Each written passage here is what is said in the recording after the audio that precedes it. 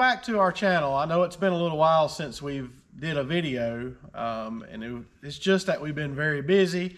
Of course, those of you who don't know me, I'm Trey Leonard. This is my business partner, and he's also the general manager here, Travis Gray. And we have an opportunity today to kind of show you guys and teach you a little bit about something, and Travis is going to walk you through it.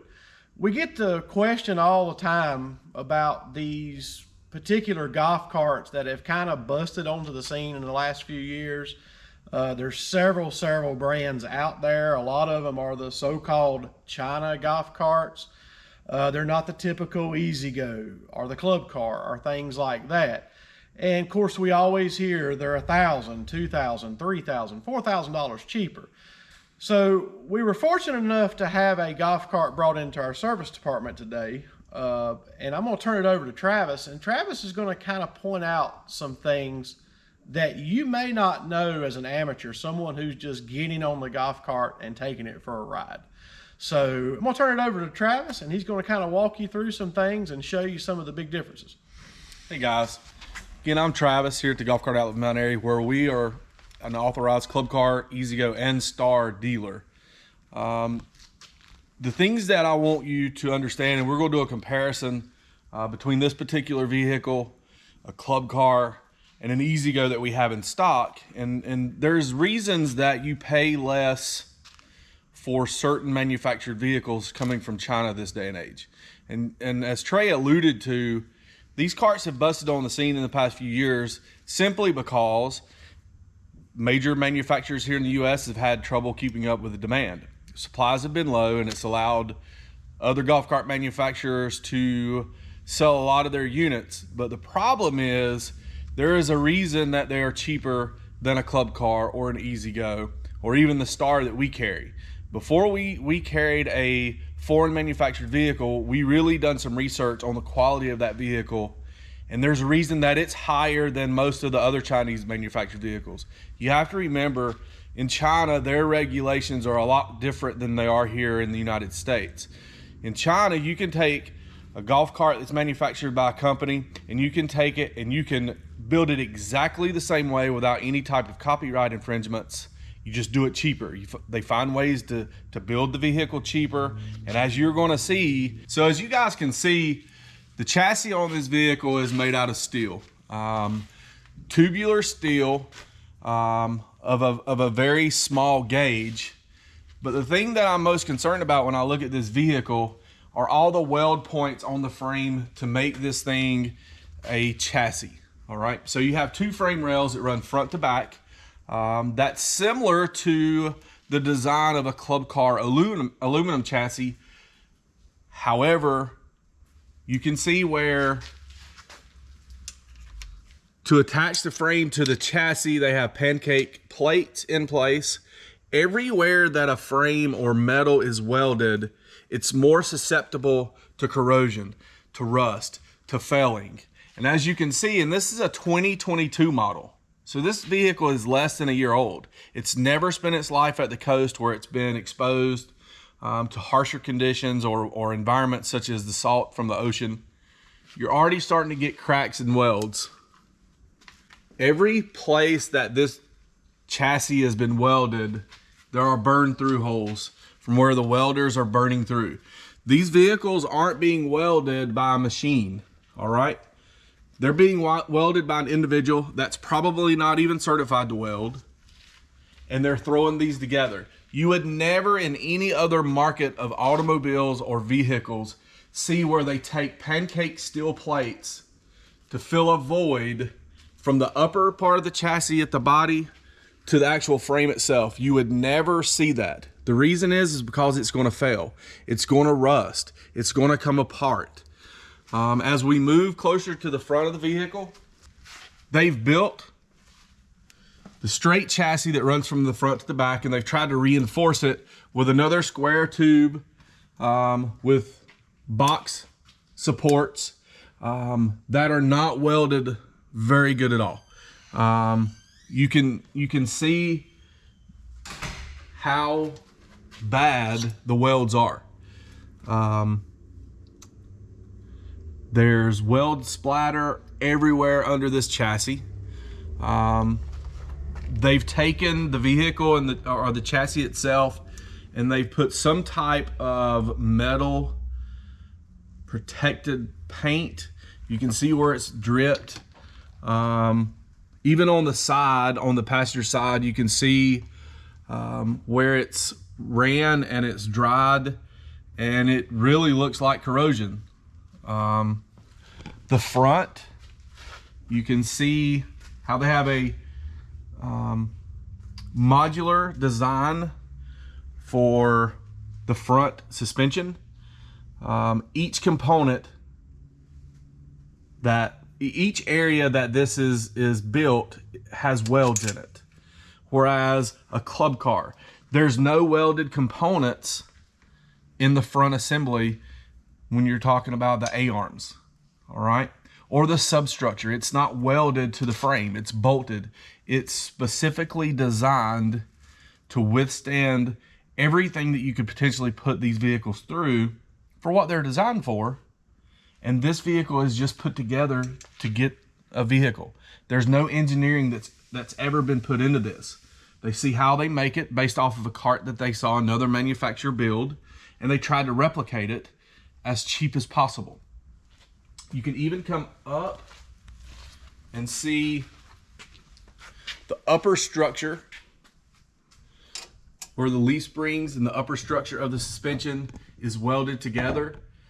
All of those areas are susceptible to rust and corrosion, and because of the poor welds, they're going to rust and corrode at a faster rate than a machine weld or a quality weld from a certified technician. This vehicle, already being less than a year old, is showing signs of stress fractures in the welds. They're already starting to come apart. These vehicles have a lifespan of 5 years or less, in my opinion. And I've been in this business long enough to know that some companies over-engineer their vehicles. That's why they're priced $6,000 or $7,000 more. It's because they're over-engineered. They want to make sure that when you spend $17,000, $18,000 on a vehicle, it's going to last you a lifetime. These vehicles here are not designed for that. They're designed for you to come and see some nice features that really gets your attention to get you away from looking at underneath it and really examining how the golf cart is built. This golf cart retails for around $14,000. It's lithium, it's AC drive. I get it.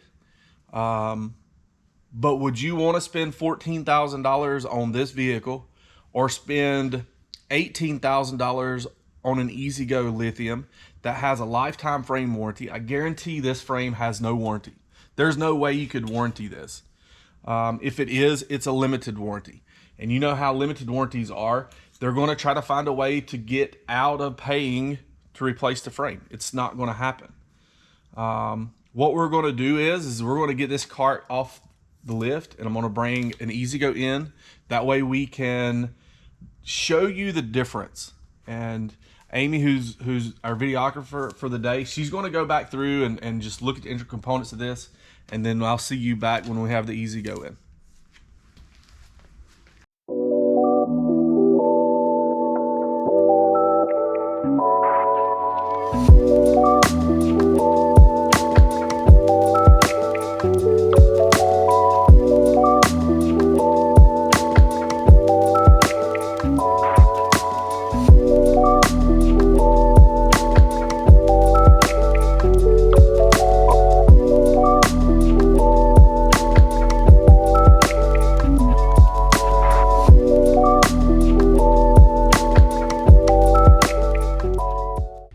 Hey guys, like I said, we're going to do a comparison, and now we have the E-Z-Go 6-passenger L6 Elite on the lift.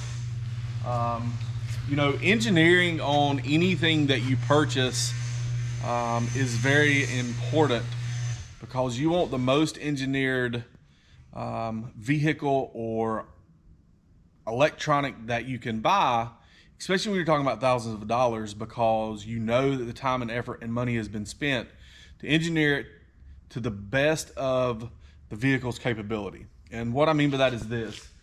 As you can see, the E-Z-GO frame structure is engineered and built with no added pancaking. It's designed for the application in which they're building the vehicle. And in this case, it's a 6-passenger. There are no unnecessary welds or substructure building or upper structure building to tie the suspension in to the frame. All right. They have leaf spring hangers that bolt directly to the subframe on the lower side of the frame that comes to here.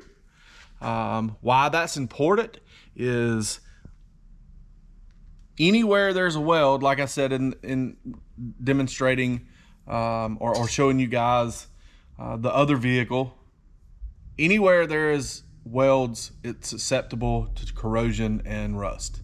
So you're not going to get that here. You're just going to get normal wear of your bushings, but you're not going to be driving down the street and the cart fall apart because the lower structure assembly separates from the frame itself. When we get under the vehicle, you can see there's no unnecessary welds. There's no need for additional support of the frame on this vehicle because this frame is engineered to do what it's supposed to do. You're not taking, a sub inferior frame assembly and having to reinforce it to sell it. E-Z-GO has done a good job in building this vehicle.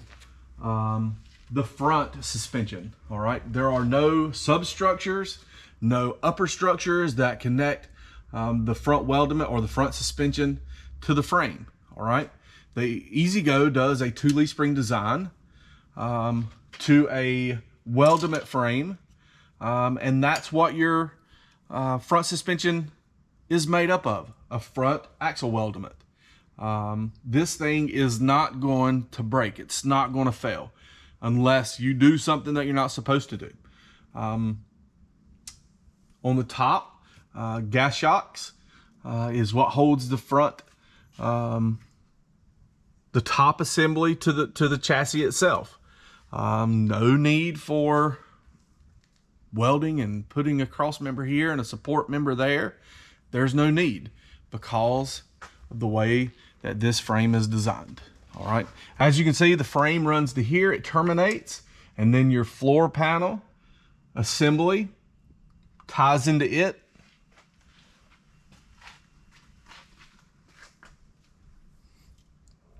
It's just a far superior design. That's the reason that you're going to pay a little extra money. But the difference in the money that you pay is invaluable for the service life that you're going to get out of these vehicles. I would do a video telling you if that vehicle that we had on the lift prior to this one was a better value, that you got more value to the dollar that you spent, but it's just not true. That's not what we're seeing. We're seeing a cheap vehicle made that's filling a gap, and they're telling you that it's an economical vehicle, but it's not economical. It's cheap, and that's the bottom line. There are so many concerns that we have in this industry as to making sure you, the consumer, is protected every time you purchase a vehicle. We want to make sure that you are getting the best quality vehicle for the money that you spend. And as you can see, there's only one way to do that, and that's going with a quality chassis.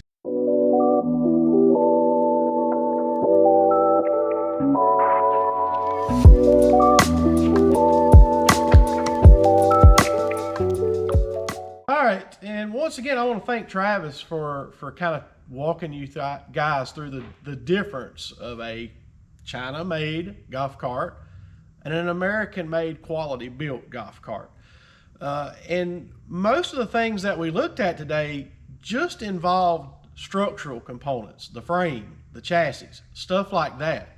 We haven't gotten into the electrical components of the golf cart and the things like that. And we've not even touched on who can work on these golf carts. People buy them. This guy bought this golf cart in North Carolina. Can he find a dealer that can work on it? Can that dealer who claims they can work on it find parts for it? There's just a lot of variables that a lot of people don't consider when making a major purchase on a golf cart. But Travis, I guess as the old saying goes, I've heard this my whole life, you get what you pay for. Well, and that's the thing, you know, we are firm believers here that a customer comes in and we want to help them get the best deal they can, but we want them to get the most quality out of their purchase. If we were talking about a vehicle that costs $3,500 or $5,500, we would never do this video. But you're talking about tens of thousands of dollars that you're investing in this, and you could put just a little bit with it and have a true quality vehicle. And I hope this opens your eyes and really at least gets you to thinking about the difference in quality. We can talk about the difference in money all we want to, but I think the proof is in the pudding here. The quality of this chassis versus the E-Z-GO that we showed you guys. Yeah. Well, once again, that's going to do it for today. Please don't forget to like our videos, subscribe to our channel, and hopefully we can find time to get a lot more material like this out to you guys this year than we did last year. But until next time, we'll see you later. See you.